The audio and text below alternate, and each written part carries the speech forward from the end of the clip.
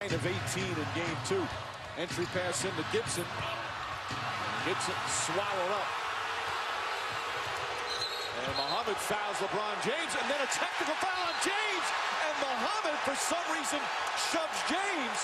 And we're having it again. Players losing their cool and their poise here over what seems to be normal NBA fouls. James shoved Mohammad. That's why the technical foul was called.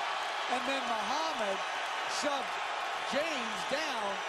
It'll be interesting to see if they throw Mohammad out because James fell down.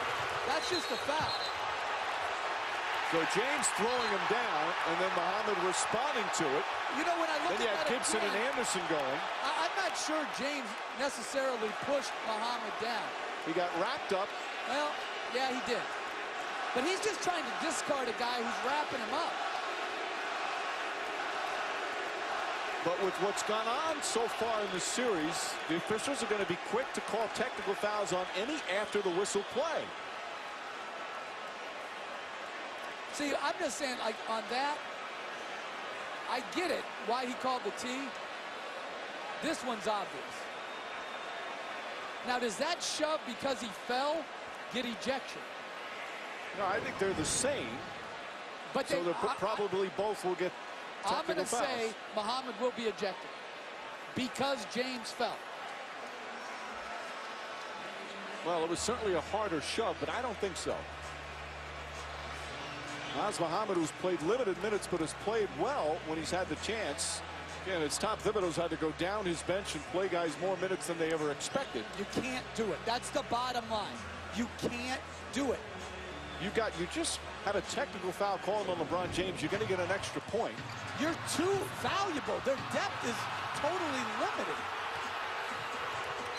So Mohammad going to stop the fast break and commits the hard foul. James doesn't like it, so discards him. And then Mohammad with the hard shove. David Guthrie, the official, did a good job getting Gibson away from Anderson. Again, the way the series has gone, and the officials, they look at all the tapes from the previous game. They do a scouting report like the coaches do, and they're going to call that after what happened in game 2. This is absolutely going to be called a technical by the way the series has gone. But I was very interested to hear what Steve Jaffe, who works for us at ESPN, said after game 2. He says they call the games not just for that game, but for the games that come next. And that's very interesting to me. I would think you would just call it for whatever you see in that particular game. Well, with the history in a series, and sometimes history between two players, now Mohammad has been called. So James gets the technical, and Mohammad has been ejected. You're absolutely right, Jeff. And if LeBron James does not fall on that, Nazr Mohammad is not ejected. That's my problem with how the officials are instructed to do it.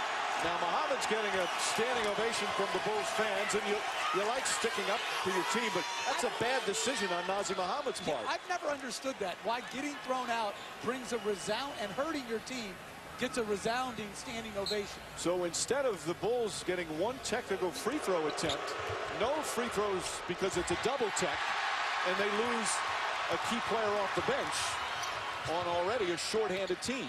Now, granted, Mohammad's not going to be a lot of minutes, but still an important part of what the Bulls want to do. Well, what do they do if they get foul trouble in the front court? Butler foul on the entry pass, and now you will certainly see every little thing called to make sure more of that